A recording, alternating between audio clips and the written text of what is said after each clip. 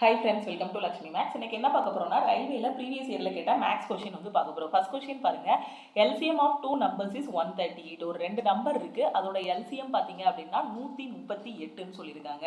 அதோட HCF இல்லைன்னா GCD பாத்தீங்க அப்படின்னா 23ன்னு சொல்லியிருக்காங்க. ஓகே, அந்த நம்பரோட ரேஷியோ பாத்தீங்கன்னா 1:6ங்கிற ரேஷியோல இருக்கு. ஃபர்ஸ்ட் நம்பர் ஒரு பங்கு, ரெண்டாவது நம்பர் 6 பங்குன்னு இருக்கு. இந்த ரெண்டுல எது பெரிய நம்பர்னு கேட்டிருக்காங்க. இப்போ அந்த ரேஷியோ வச்சே சொல்லுங்க, இது ரெண்டுல எது பெரிய நம்பர், ரெண்டாவது நம்பர் தான் பெரிய நம்பர், அப்படிதானே? ஏன்னா ஃபர்ஸ்ட் நம்பர் ஒரு பங்கு இருக்கு, ரெண்டாவது நம்பர் பாத்தீங்க அப்படின்னா 6 பங்கு இருக்கு. அப்ப ரெண்டாவது நம்பர் தான் என்னது பெரிய நம்பர். ஓகே, சோ இப்போ நமக்கு என்ன கொடுத்திருக்காங்க, ஜிசிடி வந்து 23, மீபோவா வந்து 23ன்னு சொல்லியிருக்காங்க. ஒரு நம்பரோட மீபோவா அந்த நம்பர்ஸோட ரேஷியோ கொடுத்திருந்தாங்க அப்படின்னா ஈஸியா அந்த நம்பர்ஸ் கண்டுபிடிச்சிடலாமா? அப்போ ஃபர்ஸ்ட் நம்பர் எத்தனை டைம்ஸ் இருக்கும், 23 × 1 இருக்கும். ரெண்டாவது நம்பர் எவ்வளவு இருக்கும், 23 × 6 இருக்கும்.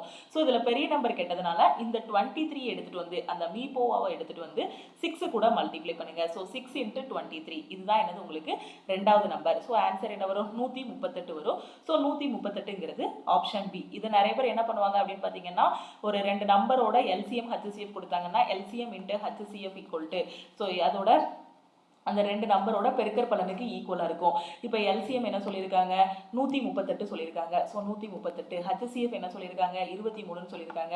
ஃபர்ஸ்ட் நம்பர் என்ன பண்ணுவாங்கன்னா எக்ஸ்ன்னு எடுத்துக்கிடுவாங்க. ரெண்டாவது நம்பர் என்ன பண்ணுவாங்கன்னா 6xன்னு எடுத்துட்டு எக்ஸோட வேல்யூ கண்டுபிடிச்சு அதுக்கப்புறமா போய் இந்த ரேஷியோல சப்ஸ்டியூட் பண்ணி அந்த நம்பர் என்னன்னு கண்டுபிடிப்பாங்க. இவ்வளோ தூரம் சுற்றி போகவே வேண்டாம். டைரக்டா நமக்கு நம்பரோட ரேஷியோவும் கொடுத்துட்டாங்க, அதோட மீபோவாவும் கொடுத்துட்டாங்க, அதோட ஜிசிடி அதாவது ஹெச்சிஎஃப்பும் கொடுத்துட்டாங்க. இது ரெண்டும் கொடுக்கும்போது நம்மளால ஈஸியா அந்த நம்பர் என்னங்கிறத ஃபைண்ட் அவுட் பண்ண முடியும். ஓகேவா, அடுத்த क्वेश्चन போகலாமா?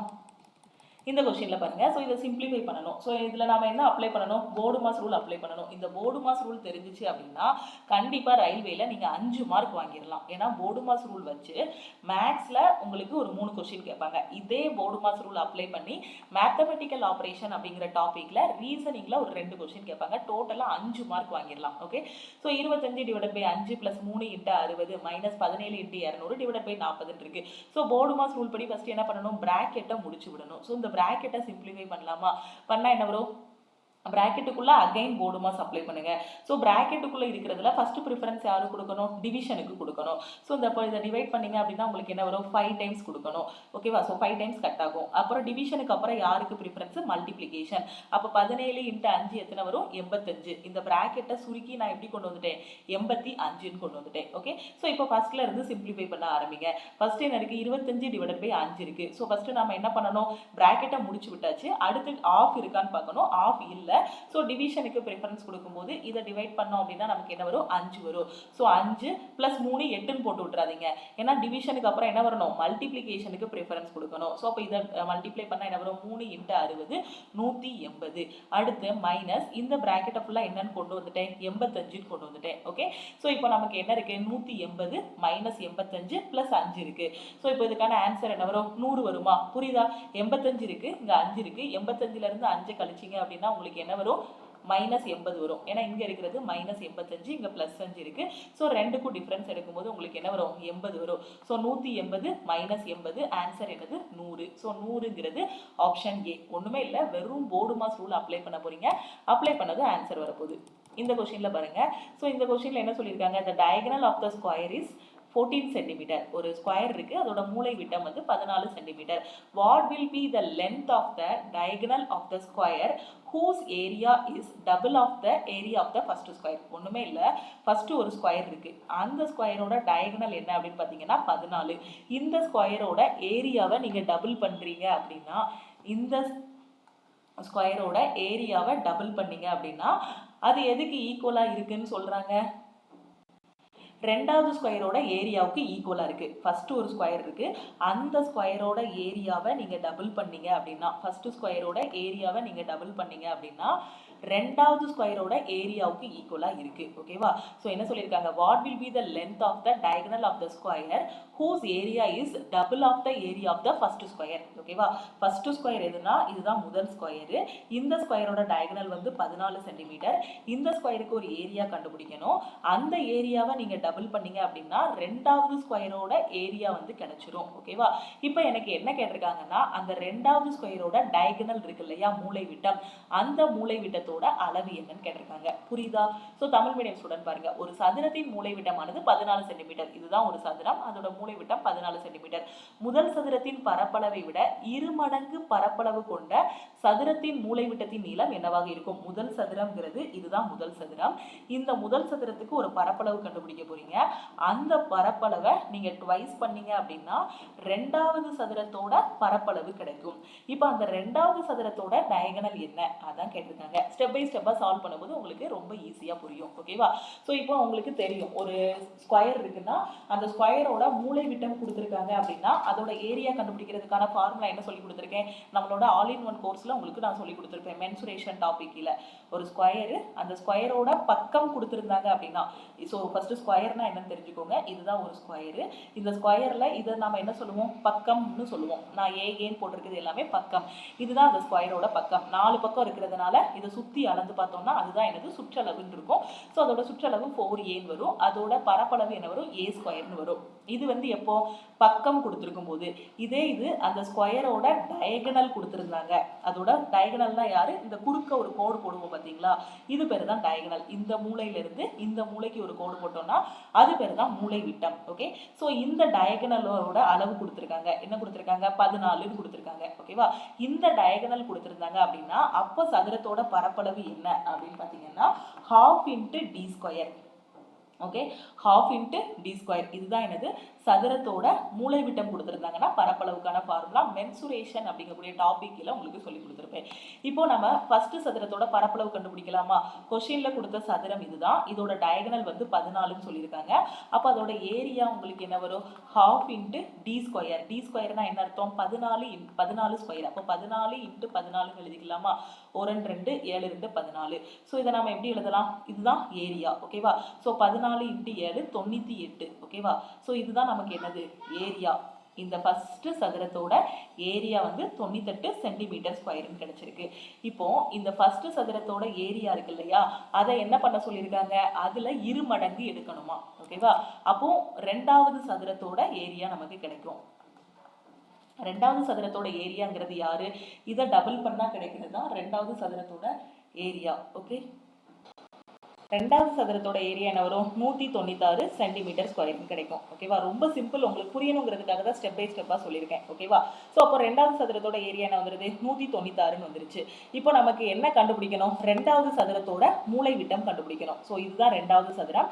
இந்த சதுரத்தோட ஏரியா வந்து 196. இதோட நான் என்ன கண்டுபிடிக்கணும்? மூலை விட்டம் தான் கண்டுபிடிக்கணும். அப்போ ரெண்டாவது சதுரம்னாலே ஒரு மூலை விட்டம் கொடுத்துருக்காங்க அப்படின்னாலே அதோட ஏரியாவுக்கான ஃபார்முலா என்ன? ½ × d ஸ்கொயர். இப்போதான் சொல்லி கொடுத்தேன். அப்போ இந்த ½ × d ஸ்கொயர் எதுக்கு ஈக்குவலா இருக்கும்? இந்த 196க்கு ஈக்குவலா இருக்கும். ஓகேவா? இதை வேணா d2ன்னு கூட வச்சுக்கோங்களேன். மேலே உள்ளதை வேணா d1ன்னு கூட வச்சுக்கோங்க டிஃபரன்ஷியேட் பண்றதுக்காக.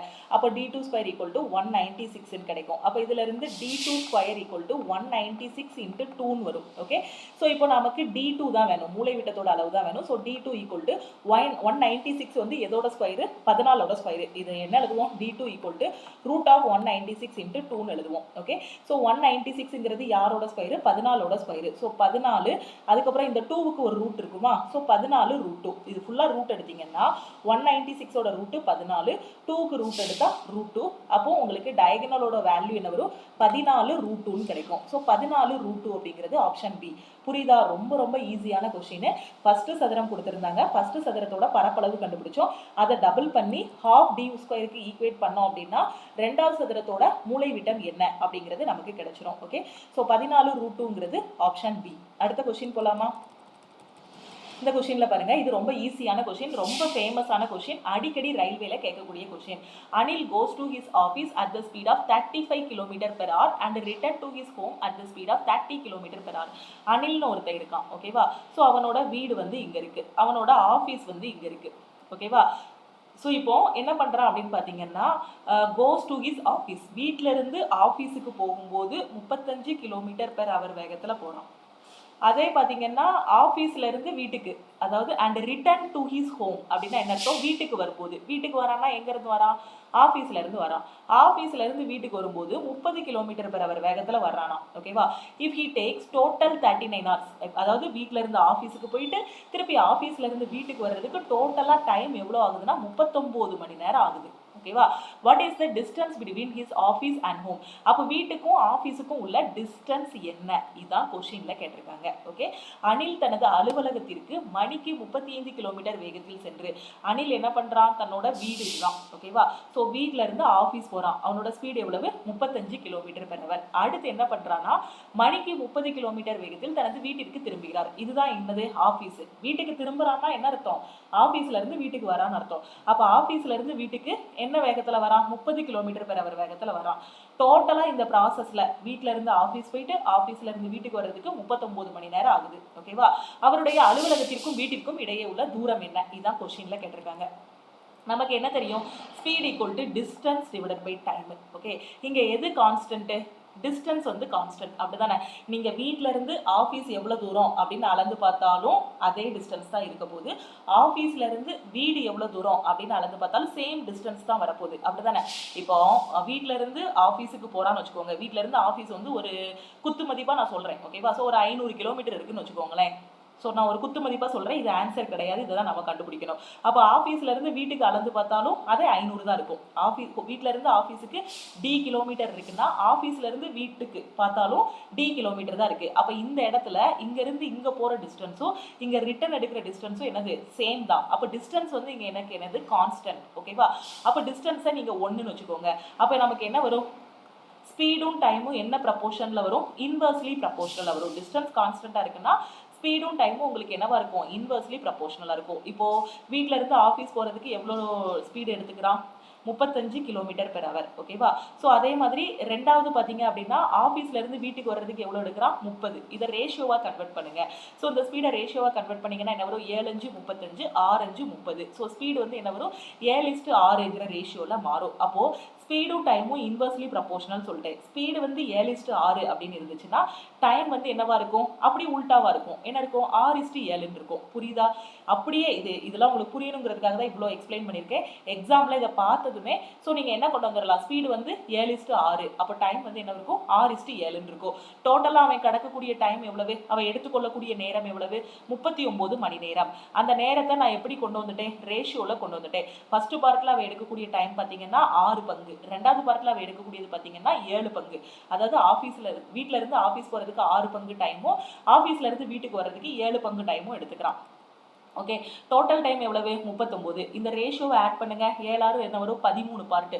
அப்போ 13 பங்கு எதுக்கு ஈக்குவலாக இருக்கும், இந்த 39க்கு ஈக்குவலாக இருக்கும். 13 பங்கு 39 இருந்துச்சுன்னா இதுல இருந்து 1 பார்ட் உங்களுக்கு என்ன வரும், 3 கிடைக்கும். 1 பார்ட் என்ன வரும், 3 கிடைக்குமா. அப்போ டைம் கண்டுபிடிச்சிடலாம். அப்படிதானே. ஸோ இந்த 6 பங்கு தான் எங்க போறான், வீட்ல இருந்து ஆஃபீஸ் போறதுக்கு. அதுதானே, இது வீட்ல இருந்து ஆஃபீஸ் போறதுக்குள்ள ஸ்பீடு, இது ஆஃபீஸ்ல இருந்து வீட்டுக்கு வரக்கூடிய ஸ்பீடு. இதை தான் நாம அப்படியே மாத்திருக்கோம். அப்படிதானே. அப்போ இது வந்து என்னது, வீட்ல இருந்து ஆஃபீஸுக்கு போறது.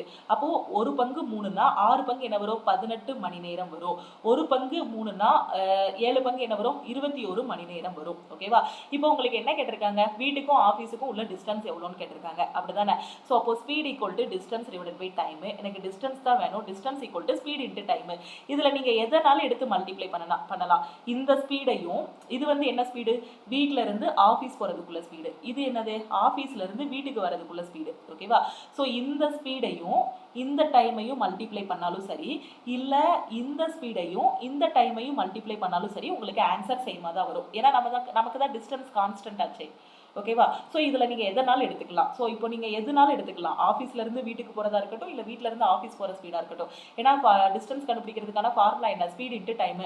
நான் இது ரெண்டையுமே எடுத்துக்கிறேன். ரொம்ப ஈஸியாக இருக்கா, 30×21 இருக்குது. ஸோ 30×21 எனக்கு என்ன வரும், 630 கிலோமீட்டர். அப்போ டோட்டலாக வீட்டுக்கும் ஆஃபீஸுக்கும் உள்ள தூரம், இல்லை ஆஃபீஸுக்கும் வீட்டுக்கும் உள்ள தூரம் எவ்வளவு, 630 கிலோமீட்டர். ஓகேவா. ஸோ கிளியராக புரிஞ்சிருச்சா. இப்போ இது ரெண்டைனாலும் மல்டிப்ளை பண்ணி பாருங்க, ஆன்சர் கரெக்டாக வரும். இந்த 35 18 மல்டிப்ளை பண்ணி பாருங்க, அதே ஆன்சர் தான் வரும். 8×5 40, 24 29 33 மீதி 3 3 3 6 630 கிலோமீட்டர். புரிஞ்சிருச்சா. கான்செப்ட் இதுதான். என்ன கான்செப்ட்னா இங்க வந்து டிஸ்டன்ஸ் வந்து கான்ஸ்டன்ட். ஸோ டிஸ்டன்ஸ் கான்ஸ்டன்டா இருக்கு அப்படின்னா ஸ்பீடும் டைமும் இன்வெர்ஸ்லி ப்ரொபோர்ஷனல். ஓகேவா. சில இடத்துல நாம எதை கான்ஸ்டன்ட் பண்ணுவோம் அப்படின்னு பார்த்தீங்கன்னா, டைம் கான்ஸ்டன்டா இருந்துச்சு, இல்ல ஸ்பீடு கான்ஸ்டன்டா இருக்கும், ஏதாவது ஒன்று கான்ஸ்டன்டா இருக்குன்னா அதை வந்து 1ன்னு வச்சுக்கோங்க. வச்சுட்டு மீதி ரெண்டையும் டைரக்ட்லி ப்ரொபோர்ஷனலா இன்வெர்ஸ்லி ப்ரொபோர்ஷனலா அப்படிங்கிறத கொண்டு வந்துருங்க. அப்படி கொண்டு வந்துட்டீங்கன்னா ஈஸியா சால்வ் பண்ணிடலாம். ஓகே கிளியரா. அடுத்த क्वेश्चन போலாமா. சோ அடுத்த क्वेश्चन பாருங்க. அடுத்த கொஸ்டின்ல என்ன சொல்லியிருக்காங்க, இது ரொம்ப ஈஸியான கொஸ்டின், பார்க்கறதுக்கு தான் பெரிய பேராகிராஃப் மாதிரி இருக்கு. 2 பீக்கர் இருக்கு. 2 beakers contain acid and water in the ratio 2:3, 3:4. If equal volumes of the mixtures from these 2 beakers are poured in the common beaker, find the resultant ratio of acid and water in the new mixture. ஓகேவா? So இப்போ என்ன சொல்லியிருக்காங்கன்னா 2 beaker இருக்கு. ஓகேவா? So first ஒரு beaker இல்லை first ஒரு பாத்திரம் இருக்கு, ரெண்டாவது ஒரு பாத்திரம் இருக்குன்னு வச்சுக்கோங்க. ஸோ இதில் என்ன இருக்கு, ஆசிட் அண்ட் வாட்டர் இருக்கு. Okay, so acid and water, அமிலமும் நீரும் இருக்கு. ஃபர்ஸ்ட் ஸ்பீக்கரில் பார்த்தீங்க, ஃபர்ஸ்ட் பாத்திரத்தில் பார்த்தீங்கன்னா ஆசிட் 2 பங்கு, வாட்டர் வந்து 3 பங்கு இருக்கு. ரெண்டாவது பாத்திரத்தில் பார்த்தீங்க அப்படின்னா ஆசிட் வந்து 3 பங்கு, வாட்டர் வந்து 4 பங்கு இருக்கு. இப்போ இந்த பாத்திரத்தில் இருக்கக்கூடிய ஆசிட்டையும் வாட்டரையும் எடுத்துட்டு போய் நான் இதில் ஊத்துறேன். அதே மாதிரி இந்த பாத்திரத்தில் இருக்கக்கூடிய ஆசிடை வாட்டரை எடுத்துட்டு போய் நான் ஊத்துறேன். இப்போ புதுசா ஊற்றக்கூடிய பாத்திரம் இருக்கு இல்லையா, இந்த பாத்திரத்தில் இருக்கக்கூடிய ஆசிட் அண்ட் வாட்டருக்குள்ள ரேஷியோ என்ன, இதான் கொஸ்டின்ல கேட்டிருக்காங்க. ஓகே, ஸோ இப்போ ரீட் பண்ணி பாருங்க. 2 பீக்கர்களில் அமிலம் மற்றும் நீர் முறையே 2:3, 3:4 என்ற விகிதத்தில் உள்ளது. இந்த 2 பீக்கரில் இருந்து சம அளவு கலவைகள் ஒரு பொதுவான பீக்கரில் ஊற்றப்பட்டால் பொதுவான பீக்கரில் உள்ள கலவையில் உள்ள அமிலம் மற்றும் நீரின் விகிதத்தை கண்டறியவும், இதான் கொஸ்டின்ல கேட்டிருக்காங்க. ஓகே, ஸோ இங்க இருக்கக்கூடிய ஆசிட் அண்ட் வாட்டரையும் இங்க இருக்கக்கூடிய ஆசிட் அண்ட் வாட்டரையும் எடுத்துட்டு போய் இந்த மூணாவதா இருக்கக்கூடிய ஒரு பெரிய பாத்திரத்துல நான் ஊத்துறேன். ஓகேவா? சோ இப்போ நான் என்ன பண்ணணும்னா இது ரெண்டையும் ஆட் பண்ணணும். இப்போ பிகினர் என்ன பண்ணுவாங்கன்னா, இங்க ஆசிட் 2, ஸோ 2, இங்கே ஆசிட் 3, ஸோ +3, இங்கே வாட்டர் 3, ஸோ +3, இங்கே வாட்டர் 4. ஸோ அப்போ இதோட ரேஷியோ வந்து 5:7 அப்படின்னு போட்டுருவாங்க. ஆப்ஷனில் இருக்குது பாருங்க, 5:7 தான் இதுக்கான கரெக்ட் ஆன்சர் அப்படின்னு சொல்லிட்டு வந்துருவாங்க. ஸோ ஆனால் அப்படி ஆட் பண்ணக்கூடாது, அது தப்பு. ஓகேவா? ஸோ பிகினர் இந்த தப்பு பண்ணுவாங்க. சில பேர் இன்னும் யோசிப்பாங்க, 5:7 7:5 யோசிப்பாங்க. நம்ம யோசிச்ச கான்செப்டே தப்பு ஃபர்ஸ்ட். ஓகேவா? ஸோ இப்படி டைரக்டா ரேஷியோவை எப்பவுமே ஆட் பண்ணக்கூடாது. சப்போஸ் இப்போ உங்களுக்கு இந்த இடத்துல ரேஷியோ ஆசிடும் வாட்டரும் ரேஷியோ வந்து 2:3 அப்படிங்கிறதுக்கு பதிலாக ஆசிட் 20 லிட்டர் இருக்கு, இதுல வாட்டர் 30 லிட்டர் இருக்கு, இதுல ஆசிட் 30 லிட்டர் இருக்கு, வாட்டர் 40 லிட்டர் இருக்கு, லிட்டர்ல சொல்லியிருந்தான் அப்படின்னா டைரக்டா 20 + 30 50, இந்த வாட்டர் வந்து 30 + 40 70 அப்படின்னு நம்ம ஆட் பண்ணி ரேஷியோ கொண்டு வந்துடலாம். அது பிரச்சனை கிடையாது. லிட்டர்ல கொடுத்துருந்தாங்கன்னா டைரக்டா ஆட் பண்ணலாம். ஆனா இங்க பங்குல கொடுத்துருக்காங்க. ஓகேவா? ஸோ மொத்தமா எவ்வளவு இருந்திருக்கு, அதுல ஆசிட் இவ்வளோ பங்கு, வாட்டர் இவ்வளோ பங்குன்னு கொடுத்துருக்காங்க. இப்படி பங்குல கொடுத்துருந்தாங்கன்னா எப்படி ஆட் பண்ணணும். ஓகேவா? சோ இதுல ஆசிட் எத்தனை பங்கு இருக்கு, 2 பங்கு இருக்கு. எதுல 2 பங்கு, டோட்டலா எவ்வளவு இருக்கு, இந்த பாத்திரத்துல எத்தனை பங்கு இருக்கு, 2 + 3 5 பங்கு இருக்கு. அந்த 5ல 2 பங்கு எத்தனை எனக்கு, ஆசிட். ஓகே, பிளஸ் அடுத்து இதுல உள்ள ஆசிட் எடுப்போமா, ஆசிட் கூட ஆட் பண்ணுங்க, வாட்டர் கூட ஆட் பண்ணுங்க. இதுல எத்தனை பங்கு ஆசிட் இருக்கு, 3 பங்கு ஆசிட் இருக்கு. ஆனா டோட்டலா எத்தனை, 7 பங்கு, 7ல 3 பங்கு ஆசிட். ஸோ ஆசிட் ஃபுல்லா நான் ஆட் பண்ணிட்டேன்னா ரேஷியோவை இந்த மாதிரி தான் ஆட் பண்ணணும். நான் ஃபர்ஸ்ட் ஒன்று போட்டு காட்டினேன் பார்த்தீங்களா, அது பிகினர் பண்ணக்கூடிய தப்பு. அந்த மாதிரி எக்ஸாம்ல ஆட் பண்ணாதீங்க. ஓகே, இப்போ வாட்டர் ஆட் பண்ண போறேன். வாட்டர் இதுல எத்தனை இருக்கு, இதுல டோட்டலா எத்தனை பங்கு இருக்கு, 5 இருக்கு. ஓகே, அதுல வாட்டர் மட்டும் எத்தனை இருக்கு, 3 பங்கு இருக்கு. பிளஸ் இதுல டோட்டலா எத்தனை பங்கு இருக்கு, 7 பங்கு இருக்கு. அதுல வாட்டர் மட்டும் எத்தனை இருக்கு, 4 பங்கு இருக்கு. அவ்வளவுதான்.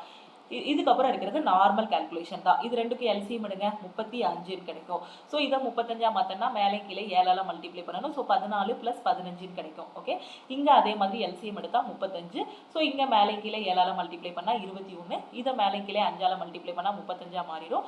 ஸோ 20. ஸோ இப்போ என்ன பண்ணலாம், இந்த 35 கட் பண்ணி விட்டுறலாம். இதுக்கான ஆன்சர் என்ன வரும் உங்களுக்கு, 29 வருமா, 14 15 29, 21 20 41. இதுக்கான ஆன்சர் என்ன வரும், 29:41.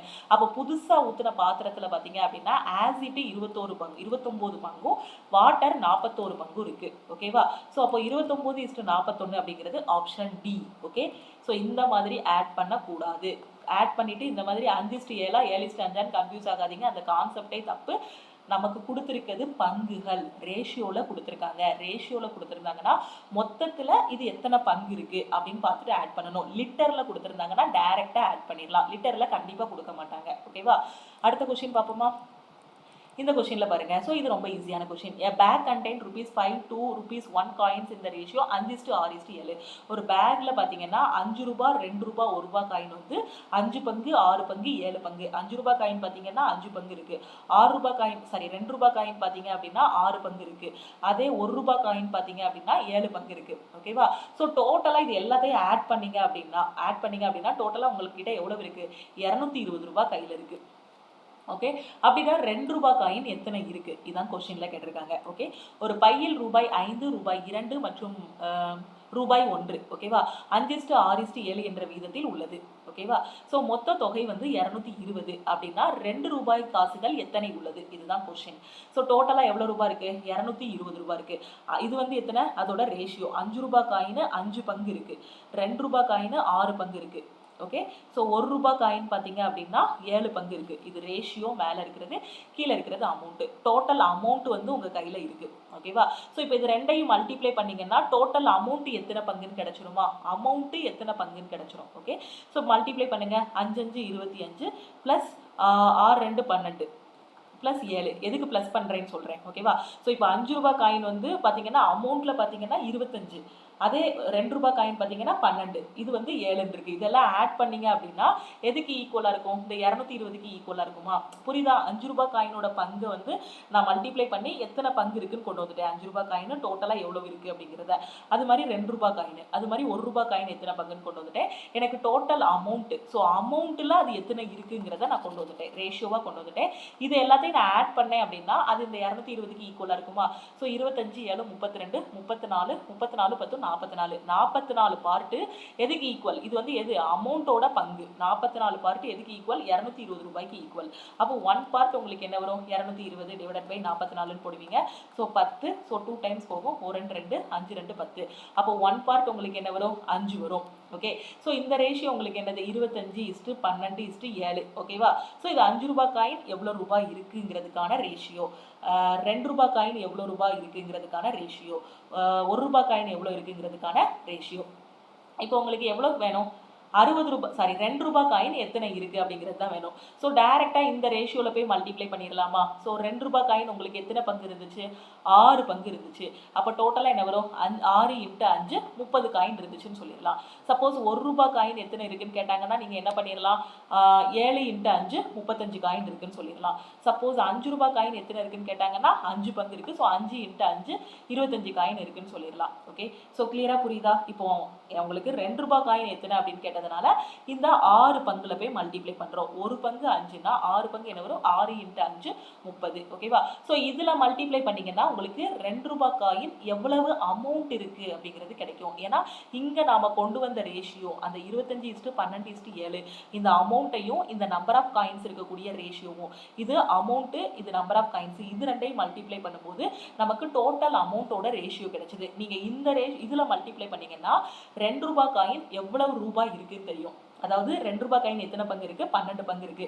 ஸோ 12 × 5 60. அப்ப 2 ரூபாய் காயின்ல எவ்வளவு ரூபாய் இருக்கு? 60 ரூபாய் இருக்கு. இது கூட மல்டிப்ளை பண்ணீங்கன்னா என்ன வரும்? இது 5 ரூபாய் காயின். 5 ரூபாய் காயின்ல எவ்வளவு ரூபாய் வரும்? 25 × 5 125 ரூபாய் வரும். இது எவ்வளவு? 1 ரூபாய் காயின். அப்படிதானே? அப்போ 1 பார்ட் 5னா இது எவ்வளவு வரும்? 7 × 5 35 ரூபீஸ் இருக்கு. இது ருப்பீஸ்ல. ஓகே, நான் சொல்றது தெளிவா புரியுதா? ருப்பீஸ்ல பாத்தீங்க அப்படின்னா உங்களுக்கு 2 ரூபாய் காயினெல்லாம் எண்ணுனீங்க அப்படின்னா உங்களுக்கு 60 ரூபாய் வரும். அப்ப 2 ரூபாய் காயினை எத்தனை எண்ணுனீங்கன்னா 60 ரூபாய் வரும். 30 2 ரூபாய் காயின் போட்டா தானே 60 ரூபாய் வரும். அதான் நம்பர் ஆஃப் 2 ரூபி காயின்ஸ் வந்து 30. நிறைய பேர் என்ன பண்ணுவாங்கன்னா இதை புரிஞ்சுக்கிடாம டைரக்டா இங்க 12 தானே 2 ரூபாய் காயினோட ரேஷியோ, அப்போ 12 × 5 60ன்னு போட்டுருவாங்க. 60 2 ரூபாய் காயின் கிடையாது, இங்க வெறும் 30 2 ரூபாய் காயின் தான். அந்த 2 ரூபாய் காயின்ல மொத்த அமௌண்ட் எவ்வளவு இருக்கு? 60 ரூபாய் இருக்கு. ஓகேவா? அந்த 5 ரூபாய் காயினோட மொத்த அமௌண்ட் எவ்வளவு இருக்கு? 125 ரூபாய் இருக்கு.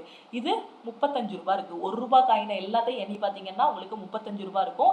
5 ரூபாய் காயின் எல்லாத்தையும் உட்கார்ந்து எண்ணி பாத்தீங்க அப்படின்னா 125 ரூபாய் இருக்கும்.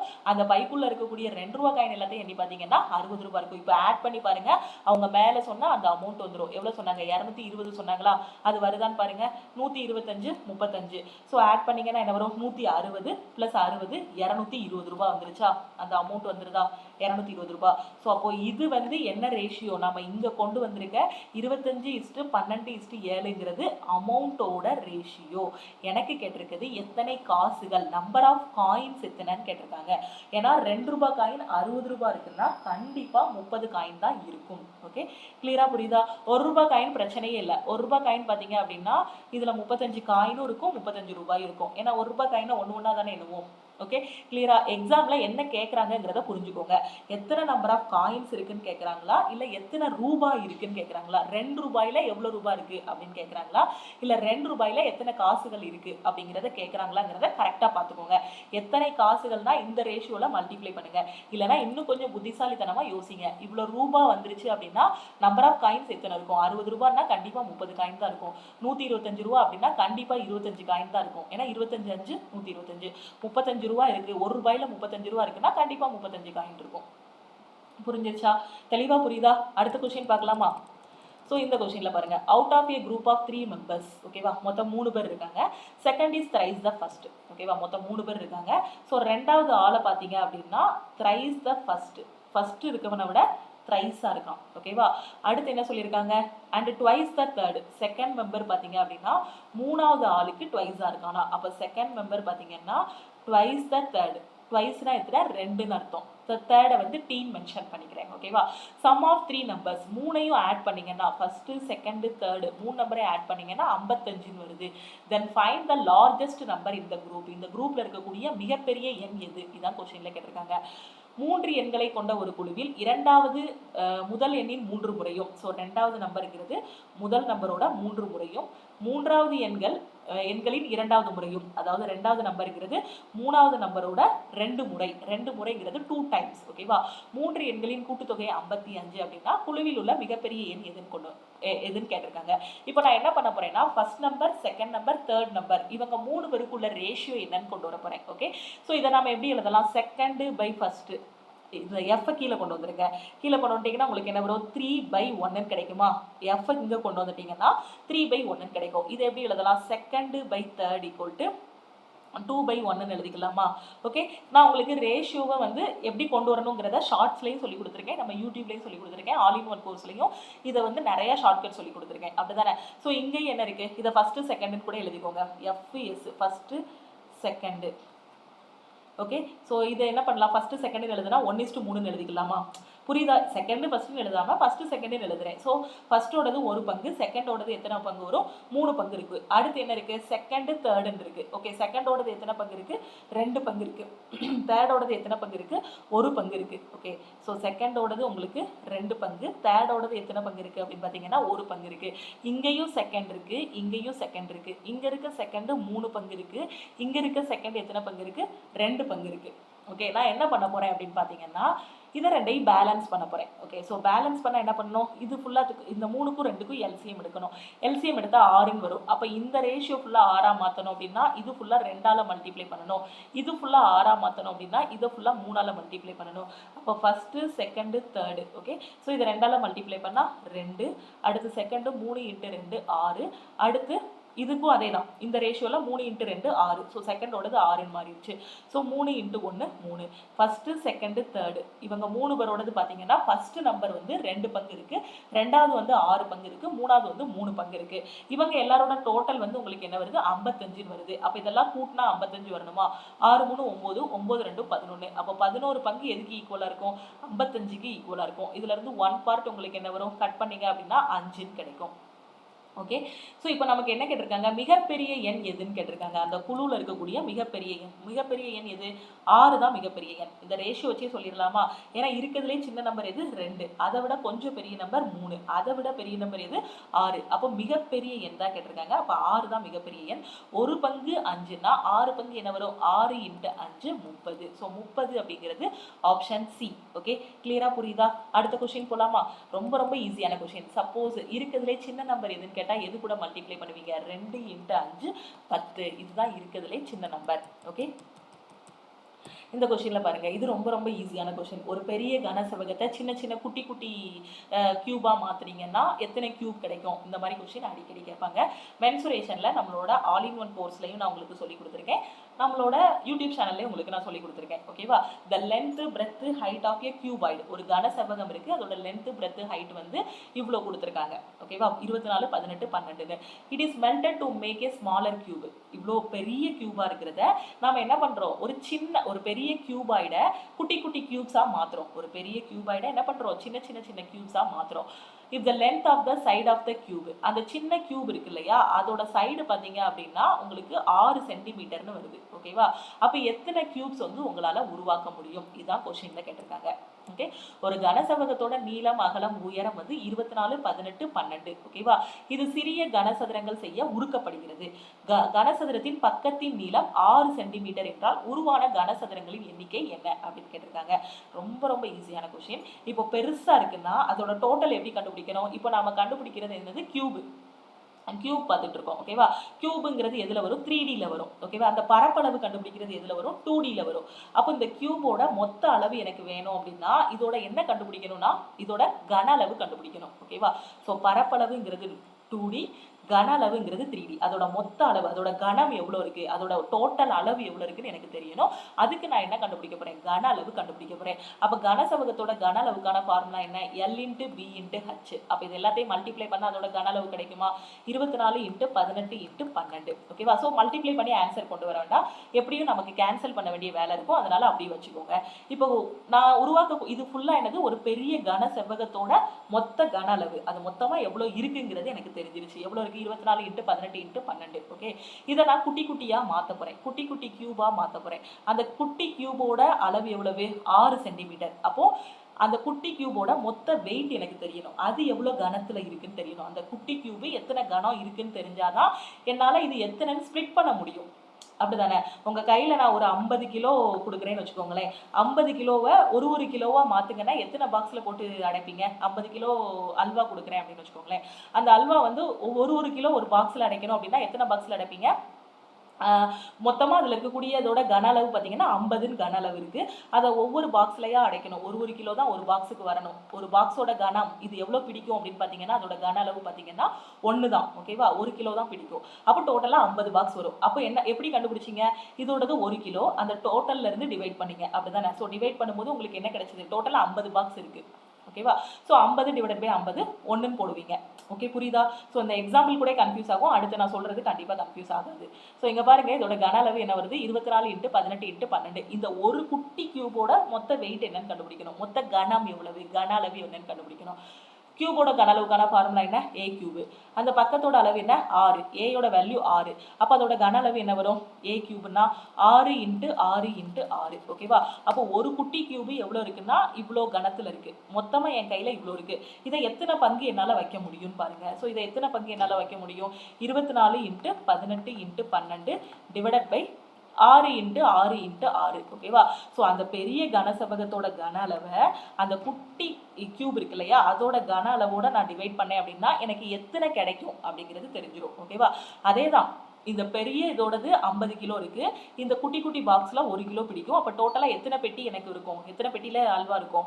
50 பெட்டியில இருக்கும். 50 / 1 50ன்னு போட்டுடலாம். ஓகே, ஸோ அதே தான் இங்கேயும். இப்போ கட் பண்ணுங்க. 1 6 6, 4 6 24, 1 6 6, 3 6 18, ஸோ 2 6 12, 12 2 24. அப்போ டோட்டலா என்னால் எத்தனை கியூப் உருவாக்க முடியும்? அவ்வளோ பெரிய கியூபாய்டை நான் உருக்கி 6 சென்டிமீட்டர், அதோட பக்க அளவு 6 சென்டிமீட்டர் வச்சு எத்தனை இது உருவாக்கலாம்? குட்டி குட்டி கியூபு 24 கியூப் உருவாக்கலாம். ஸோ 24 அப்படிங்கிறது ஆப்ஷன் டி. ஓகே, கிளியரா புரியுதா? அடுத்த கொஸ்டின் பார்க்கலாமா? ஸோ லாஸ்ட் கொஸ்டின் பாருங்க. ஸோ இந்த கொஸ்டின்ல என்ன சொல்லியிருக்காங்க? Sum of money double itself at compound interest in 15 years. In how many years will become 8 times? ஒரு அமௌண்ட், ஒரு பேங்க்ல ஒரு அமௌண்ட் போட்டிருக்கீங்க, ₹1 போட்டிருக்கீங்க. அந்த ₹1 15 வருஷம் கழிச்சு போய் பார்த்தீங்க அப்படின்னா 2 வருஷமா மாறிடுது, ₹2 மாறிடுது. நீங்க போட்டிருக்கிறது ₹1. அதே 15 வருஷம் கழிச்சு போய் பேங்க்ல பாக்குறீங்கன்னா அந்த ₹1 ₹2 மாறிடுது. இப்போ எனக்கு என்ன கேட்டிருக்காங்கன்னா எத்தனை வருஷத்துல அந்த ₹1 எனக்கு 8 டைம்ஸா மாறும். ஸோ 8 டைம்ஸா மாறும் கேட்டிருக்காங்க. ₹1 8 டைம்ஸ்னா என்ன அர்த்தம்? ₹8 எப்போ மாறும் கேட்டிருக்காங்க. ₹1 2 டைம்ஸா மாறுறதுக்கு, அதாவது டபுளா மாறுறதுக்கு, ₹1 ₹2 மாறுறதுக்கு 15 வருஷம் ஆகுது. ₹1 ₹8 மாறுறதுக்கு எத்தனை வருஷம் ஆகும்? இதுதான் கொஸ்டின்ல கேட்டிருக்காங்க. ஓகேவா? 15 ஆண்டுகளில் கூட்டு வட்டியில் ஒரு தொகை ரெட்டிப்பாகிறது. ₹1 பேங்க்ல போட்டீங்க அப்படின்னா 15 வருஷம் கழிச்சு போய் பார்த்தீங்கன்னா ₹2 இருக்கும் அக்கௌண்ட்ல. அதே ₹1 இப்போ பேங்க்ல போட்டுட்டு எத்தனை வருஷம் கழிச்சு பார்த்தீங்கன்னா அது ₹8 மாறும். இதுதான் கொஸ்டின்ல கேட்டிருக்காங்க. எப்படி சால்வ் பண்ணலாம்? ரொம்ப easy. p × 1 + r/100 the whole power n. அதில் அந்த பக்கம் கேன்சல் பண்ணி இந்த பக்கம் கேன்சல் பண்ணி அப்படிலாம் எந்த கன்ஃபியூஷனுமே பண்ண வேண்டாம். ஸோ இப்போ என்ன ஆகுது? இங்கே என்ன இருக்கு? 1, இந்த பிரின்சிபல் 1 தான், பிரின்சிபல் ஒன்று தான். அமௌண்ட்டு இங்கே என்னவா மாறி இருக்கு, அதாவது வட்டி இங்கே என்னவா மாறி இருக்கு, இங்கே 2ஆ மாறி இருக்கு, இங்கே 8ஆ மாறி இருக்கு. அப்போ 2ஐ 8ஆ மாற்றணும் அப்படின்னா நான் என்ன பண்ணணும், 2ஐ கியூப் பண்ணணும். இங்கே இருக்கக்கூடிய ஃபஸ்ட்டு இனிஷியலாக பார்த்தீங்கன்னா ₹1 ₹2 மாறுது. ஓகேவா? ஸோ இந்த 2 வந்து இங்கே 8. ஓகேவா? ஸோ 2 இங்கே இருக்கக்கூடிய அமௌண்ட் என்ன இருக்குது, இங்கே இருக்க பிரின்சிபல் ஒன்று தான், இங்கே இருக்க பிரின்சிபல் ஒன்று தான், இங்கே இருக்க வட்டி இங்கே 2ன்னு இருக்குது, இங்கே 8ன்னு இருக்குது. ஸோ 2 8ஆ மாறுது. அப்போ 2ஐ 8ஆ மாற்றினா நான் என்ன பண்ணணும், கியூப் பண்ணணும். ஓகேவா? அப்போ இதை கியூப் பண்ணேன் அப்படின்னா எனக்கு என்னவாகிடும், இங்கே 8ஆ மாறிடும். கியூப்னா என்ன போடுவீங்க, 3 தானே போடுவீங்க. இங்கே இருக்க வேல்யூவை கியூப் பண்ணால் என்ன பண்ணணும், 2 கியூப் தான் எனக்கு 8. இங்கே என்ன பவரில் என்ன நம்பர் போடுறீங்க, 3 போடுறீங்க. அந்த 3 வச்சு இதை மல்டிப்ளை பண்ணுங்கள். 15 3 45. அப்போது அது 8 மடங்காக மாறுறதுக்கு 45 வருஷம் ஆகும். 45ங்கிறது ஆப்ஷன் டி. ரொம்ப ஈஸியாக சால்வ் பண்ணிடலாம். ஓகே, ஜஸ்ட் இதை பார்த்ததுமே ஆன்சர் பண்ணிடலாம். ₹1 ₹2 மாறுது, அடுத்து ₹1 ₹8 மாறுது. 2ஐ 8ஆ மாற்றணும்னா கியூப் பண்ணணும். சப்போஸ் ₹1 ₹4 மாறுதுன்னு வச்சுக்கோங்க. ஃபார் எக்ஸாம்பிள் இதே கொஸ்டின் எப்படி கொடுத்துருக்காங்கன்னா ₹1 ₹2 மாறுறதுக்கு 15 வருஷம் ஆகுது. ஓகேவா? நீங்கள் போட்டிருக்க ₹1 ₹2 வட்டி வர்றதுக்கு உங்களுக்கு என்ன ஆகுது அப்படின்னு பார்த்தீங்கன்னா 15 வருஷம் ஆகுது. அதே இது ₹4 மாறுது, ₹1 போடுறீங்க, உங்களுக்கு ₹4 கையில் வருது அப்படின்னா அதுக்கு எத்தனை வருஷம் ஆகும்னு கேட்குறாங்க. அப்போ இங்கே என்ன பண்ணணும், இந்த 2ஐ ஸ்கொயர் பண்ணால் தான் அது என்னவா மாறும், 4ஆ மாறும். அப்போ இதை 2ஆல் மல்டிப்ளை பண்ணி விட்டுருங்க. 2ஆல் மல்டிப்ளை பண்ணால் என்ன வரும், 30 வருஷம் ஆகும். புரியுதா? ரொம்ப ஈஸியான கொஸ்டின். ஃபார்முலாவே அப்ளை பண்ண வேண்டாம். ஜஸ்ட் அந்த நம்பரை ஸ்கொயர் பண்ணுறோமா கியூப் பண்ணுறோமா இந்த மாதிரி தான் எக்ஸாம்லையும் கேட்பாங்க. ஓகேவா? அந்த ஸ்கொயரு கியூப் வச்சு தான் கேட்பாங்க, இல்லை அந்த பவர் 4 வச்சு கேட்குற மாதிரி இருக்கும். ஓகே, ஸோ ஈஸியாக சால்வ் பண்ணிடலாம். இதுக்கான ஆன்சர் என்னன்னா 45 இயர்ஸ். ஓகே, இது எல்லாமே ரயில்வேல ப்ரீவியஸ் இயரில் கேட்ட கொஸ்டின்ஸ். ரொம்ப ரொம்ப ஈஸியான கொஸ்டின். இந்த மாதிரி கொஸ்டின்லாம் மேக்ஸில் எக்ஸாமில் போன உடனே ஆன்சர் பண்ணிடலாம். இது எல்லாமே ரொம்ப ரொம்ப ஈஸியான கொஸ்டின்.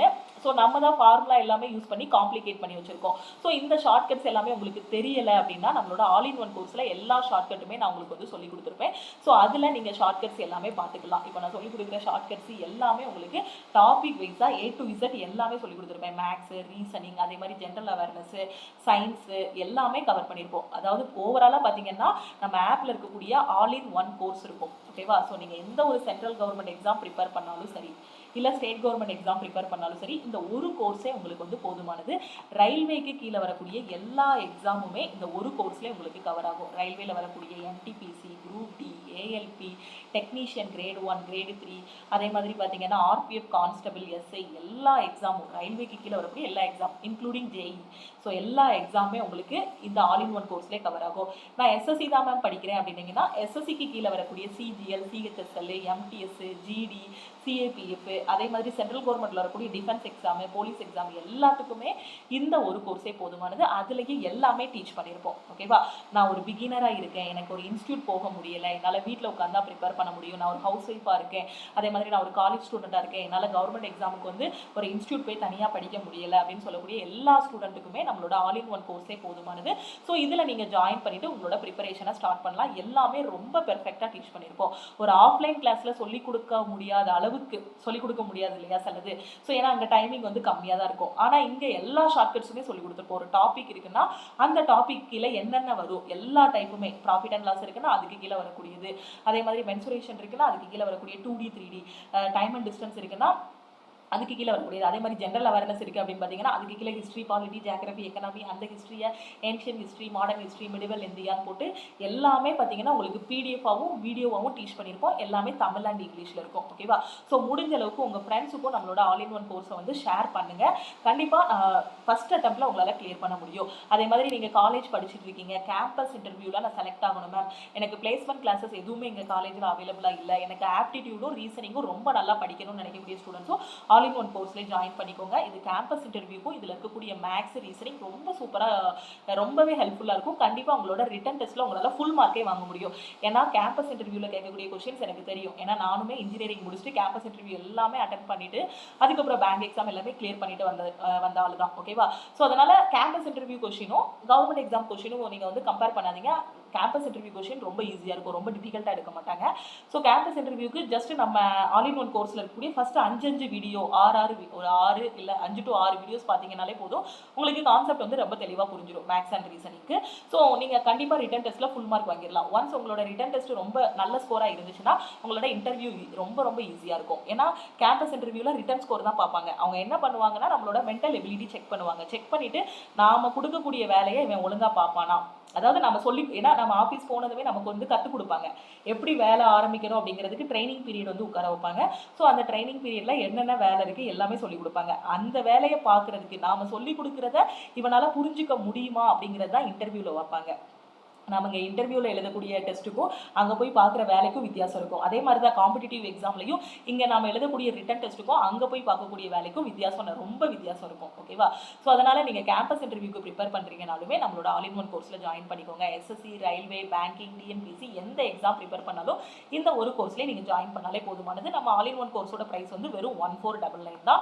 உங்களுக்கு லைஃப் டைம் வேலிடிட்டி. ஒரு டைம் நீங்கள் ஜாயின் பண்ணிட்டீங்க அப்படின்னா லைஃப் டைம் நீங்கள் வந்து யூஸ் பண்ணிக்கலாம். அதாவது எக்ஸாம் கிளியர் பண்ணுற வரைக்கும், நீங்கள் வேலைக்கு போகிற வரைக்குமே இதில் இருக்கக்கூடிய கிளாஸஸ் எல்லாமே அக்சஸ் பண்ணிக்கலாம். ரொம்ப யூஸ்ஃபுல்லாக இருக்கும். ஓகேவா? ஸோ இந்த கிளாஸில் எப்படி ஜாயின் பண்ணணும் அப்படின்னு பார்த்தீங்கன்னா, ப்ளே ஸ்டோரில் போய் நம்மளோட லக்ஷ்மி மேக்ஸ் ஆப்பை டவுன்லோட் பண்ணிக்கோங்க. ஸோ இதுதான் நம்மளோட லக்ஷ்மி மேக்ஸ் ஆப். நீங்கள் ப்ளே ஸ்டோரில் போய் டவுன்லோட் பண்ணிக்கலாம். வீடியோ கீழே இருக்கக்கூடிய டிஸ்கிரிப்ஷனில் ஆப்போட லிங்க் வந்து கொடுத்துருப்பேன். அதை கிளிக் பண்ணி நீங்கள் டவுன்லோட் பண்ணிக்கலாம். ஃபஸ்ட்டு எடுத்ததும் உங்களோட மொபைல் நம்பர் என்ட்ரு பண்ணுங்கள். ஸோ மொபைல் நம்பர் என்ட்ரு பண்ணி அதுக்கு ஒரு ஓடிபி வரும். அந்த ஓடிபியை என்ட்ரு பண்ணுங்கள். என்ட்ரு பண்ணதுக்கப்புறம் லாகின் பண்ணிக்கலாம். ஓகேவா? ஸோ லாகின் பண்ணதுக்கப்புறம் பார்த்தீங்கன்னா நம்ம ஆப்லேருந்து welcome to Lakshmi Maths community அப்படின்னு ஒரு மெசேஜ் வரும். அதில் I want to join all in one course அப்படின்னு ஒரு ரிப்ளை கொடுங்க. ஓகேவா? ஸோ டீம்லேருந்து காண்டாக்ட் பண்ணிவிட்டு எப்படி ஜாயின் பண்ணணும் அப்படிங்கிறத சொல்லுவாங்க. ஸோ நீங்கள் வந்து நம்ம ஆப்பில் போய் டைரெக்டாக பே பண்ண வேண்டாம். ஆப்பில் ஆல் இன் ஒன் கோர்ஸோட ப்ரைஸ் வந்து 2000 இருக்கும். ஸோ நீங்கள் பே பண்ண வேண்டாம். ஆப்பில் போய் பே பண்ண வேண்டாம். நம்ம டீமுக்கு ஒரு மெசேஜ் அனுப்புனீங்க, I want to join all in one கோர்ஸ்னு ஒரு மெசேஜ் அனுப்புனீங்கன்னா டீம்லேருந்து உங்களை காண்டாக்ட் பண்ணிவிட்டு எப்படி ஜாயின் பண்ணணும்னு சொல்லுவாங்க. அவங்க ஒரு ஜிபே நம்பர் இல்லை அக்கௌண்ட் நம்பர் ஏதாவது கொடுப்பாங்க. ஓகேவா? இல்லை ஃபோன்பே நம்பர் எதுனாலும் கொடுப்பாங்க, இல்லை QR கோடு. ஸோ எதை யூஸ் பண்ணினாலும் நீங்கள் ஆல் இன் ஒன் கோர்ஸோட ஃபீஸ் வந்து 1599. ஓகேவா? ஸோ இதை பே பண்ணிவிட்டு ஒரு ஸ்க்ரீன்ஷாட்டை சென்ட் பண்ணிடுங்க டீமுக்கு. நீங்கள் சென்ட் பண்ண ஒரு 2 to 3 ஹவர்ஸுக்குள்ளே உங்களுக்கு கோர்ஸோட ஆக்சஸ் வந்து கொடுத்துருவாங்க. Minimum 2 to 3 hours. ஏதாவது டெக்னிக்கல் இஷ்யூ இருந்துச்சு அப்படின்னா ஒரு 24 ஹவர்ஸ் ஆகும். மினிமம் பெரும்பாலும் பார்த்தீங்கன்னா ஒரு 2 to 3 ஹவர்ஸில் கோர்ஸ் ஆக்சஸ் வந்துடும். ஏதாவது டெக்னிக்கல் இஷ்யூ இருந்துச்சுன்னா 24 ஹவர்ஸுக்குள்ளே உங்களுக்கு கோர்ஸோட ஆக்சஸ் வந்துடும். உங்களுக்கு கோர்ஸோட ஆக்சஸ் வந்துருச்சா அப்படிங்கிறத எப்படி செக் பண்ணணும்னா, நம்ம லக்ஷ்மி மேக்ஸ் ஆப்பை ஓப்பன் பண்ணிவிட்டு all in one course open பண்ணுங்கள். ஓப்பன் பண்ணதும் இந்த இடத்துல ஸ்டார்ட் லேர்னிங் இருக்கும். ஸோ இதை கிளிக் பண்ணிவிட்டு உங்களோட ப்ரிப்பரேஷன் ஸ்டார்ட் பண்ணிடலாம். அது மாதிரி உங்களுக்கு ஏதாவது ஃப்ரீ மெட்டீரியல்ஸ் தேவைன்னா இந்த இடத்துல ஒரு 3 கோடு இருக்குது பார்த்தீங்களா? இந்த 3 கோடை கிளிக் பண்ணுங்கள். இந்த கோடை கிளிக் பண்ணதுக்கப்புறம் இந்த இடத்துல உங்கள் நேமு, நம்ம ஆர்கனைசேஷன் கோடு வரும்.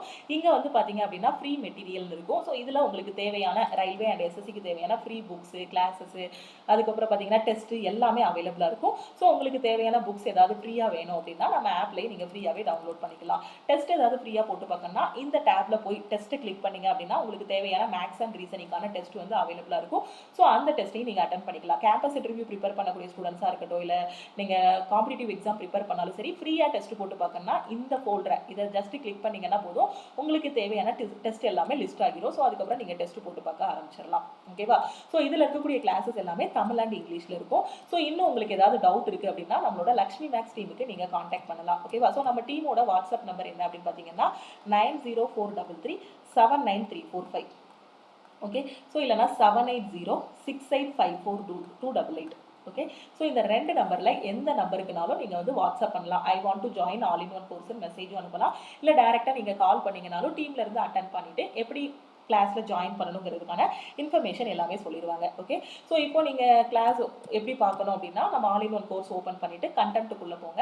ஸோ கண்டென்ட்டுக்குள்ளே போனீங்க அப்படின்னா உங்களுக்கு தேவையான கிளாஸஸ் எல்லாமே இருக்கும். மேக்ஸ் தனியாக, ரீசனிங் தனியாக, இதுக்கு முன்னாடி நீங்கள் மிஸ் பண்ண லைவ் கிளாஸஸ் எல்லாமே அட்டன் பண்ணிக்கலாம். கேம்பஸ் இன்டர்வியூ ப்ரிப்பேர் பண்ணக்கூடிய ஸ்டூடெண்ட்ஸ் டாபிக் வைஸ் வீடியோஸ் வந்து ரெஃபர் பண்ணுங்கள்.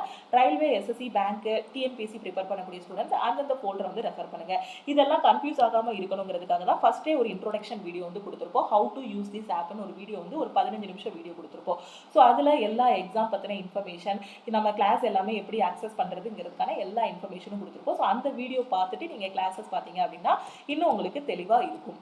ஓகேவா? ஸோ எல்லாத்துக்குமான ஸ்டடி பிளான், மேக்ஸுக்கு மட்டுமான ஸ்டடி பிளான் ஒரு 60 டேஸ்க்கான பிளான் இருக்கும். ரொம்ப பிகினராக வர்றவங்களுக்கான ஒரு 180 டேஸ்க்கான ஸ்டடி பிளான், அதே மாதிரி பார்த்தீங்கன்னா ஒரு 4 மந்த்ஸுக்கான என்டிபிசிக்கான ஸ்டடி பிளான் எல்லாமே உங்களுக்கு தனித்தனியாக கொடுத்துருப்போம். ஸோ அந்த பிளான் படி நீங்கள் கிளாஸஸ் எல்லாமே கரெக்டாக ஃபாலோ பண்ணிக்கலாம். அது மாதிரி லைவ் கிளாஸஸும் உங்களுக்கு இதுலேயே இருக்கும். வீக்லி டெஸ்ட் எல்லாமே அவைலபிளாக இருக்கும். இதை மட்டும் கரெக்டாக ஃபாலோ பண்ணிங்கனாலே கண்டிப்பாக ஒரு 4 மாதத்தில் உங்களால் ஒரு காம்படிட்டிவ் எக்ஸாம் வந்து கிளியர் பண்ண முடியும். ஓகே, ஸோ ரிப்பீட்டடாக பண்ணீங்க அப்படின்னா கண்டிப்பாக உங்களால் காம்படிட்டிவ் எக்ஸாம் வந்து கிளியர் பண்ண முடியும். சிலபஸ் முடிச்சுட்டு டெஸ்ட் போட ஆரம்பிச்சிருங்க. ஓகேவா? ஸோ இன்னும் வேறு ஏதாவது எக்ஸாம் பற்றி டவுட் இருக்குது, இந்த எக்ஸாமுக்கு என்னோட ஏஜ் கரெக்டாக வருமா, என்னோட குவாலிஃபிகேஷன் கரெக்டாக இருக்குமா, எனக்கு ரயில்வே எக்ஸாம் பற்றி எதுவுமே தெரியாது, எஸ்எஸ்சி எக்ஸாம் பற்றி எதுவுமே தெரியாது, இந்த மாதிரி நிறைய கொஸ்டின்ஸ் உங்கள்கிட்ட இருக்கும். ஸோ அந்த கொஸ்டினுக்குலாம் சொல்யூஷன் வேணும் அப்படின்னாலுமே நம்ம டீமுக்கு நீங்கள் காண்டாக்ட் பண்ணிங்கன்னா உங்களுக்கு முடிஞ்ச அளவுக்கு ஹெல்ப் பண்ணுவாங்க. ஏன்னா எல்லா ஃபீல்டுலேயுமே நம்ம ஸ்டூடெண்ட்ஸ் வந்து இருக்காங்க. ஸோ பேங்கிங்லையும் இருக்காங்க, எஸ்எஸ்சி ரயில்வே எல்லா பக்கமுமே இருக்காங்க. ஸோ உங்களுக்கு ஜென்ரலாக பர்சனலாக ஏதாவது ஒரு டவுட் இருந்தாலுமே சரி, என்னோட ஏஜ் பார் ஆயிடுச்சு, நான் வேறு எந்த எக்ஸாம் எழுதலாம், இல்லை நான் என்னோட குவாலிஃபிகேஷனுக்கு இந்த எக்ஸாம் சூட் ஆகுமா, எனக்கு மேக்ஸ் வராது, எனக்கு ரீசனிங் தான் வரும், அப்போ எனக்கு இங்கிலீஷ் வராது, அப்போ நான் எந்த எக்ஸாம் சூஸ் பண்ணணும், எனக்கு இங்கிலீஷ் வராது, நான் பேங்கிங் எழுதலாமா, இல்லை எஸ்எஸ்சி எழுதலாமா, இல்லை ரயில்வே எழுதலாமா, எனக்கு மேக்ஸ் ரொம்ப நல்லா வரும், எனக்கு ஜென்ரல் அவேர்னஸ், இந்த மாதிரி நிறைய டவுட் இருக்கும் இல்லையா? இந்த மாதிரி டவுட்ஸ் ஏதாவது இருந்தாலும் சரி, இந்த நம்பருக்கு நீங்கள் வாட்ஸ்அப் பண்ணி கேட்கலாம். நான் எல்லாமே டீட்டெயிலாக சொல்லிட்டேன். ஸோ ஒரு நல்ல பிளேஸ் உங்களுக்கு படிக்கிறதுக்கு. ஸோ கரெக்டாக யூட்டிலைஸ் பண்ணிக்கோங்க. உங்களோட ப்ரிப்பரேஷன் ஸ்டார்ட் பண்ணுங்கள். உங்கள் வீடு தான் கோச்சிங் சென்டர். கரெக்டாக படிச்சிங்க அப்படின்னா ஈஸியாக கிளியர் பண்ணிடலாம். ஓகே, இது போக வேறு ஏதாவது டவுட் இருக்குது அப்படின்னா மறக்காமல் வாட்ஸ்அப் பண்ணுங்கள். நம்ம டெலகிராம் குரூப், டெலகிராம் சேனலில் ஜாயின் பண்ணலை அப்படின்னா டெலகிராம் குரூப் அண்ட் சேனல்லையும் ஜாயின் பண்ணிக்கோங்க. திருப்பியும் நம்ம வந்து அடுத்த கிளாஸில் மீட் பண்ணலாம். டெய்லி யூடியூப்பில் வரக்கூடிய வீடியோஸ் ப்ளஸ் ஷார்ட்ஸ் ரெண்டையும் மிஸ் பண்ணாமல் பாருங்கள். ஷார்ட்ஸ்லலாம் நிறைய ஷார்ட்கட் சொல்லி கொடுக்குறேன். ஸோ மிஸ் பண்ணாமல் ஷார்ட்ஸையும் பாருங்கள். ஓகே, திருப்பியும் அடுத்த கிளாஸில் மீட் பண்ணலாம். தேங்க்யூ.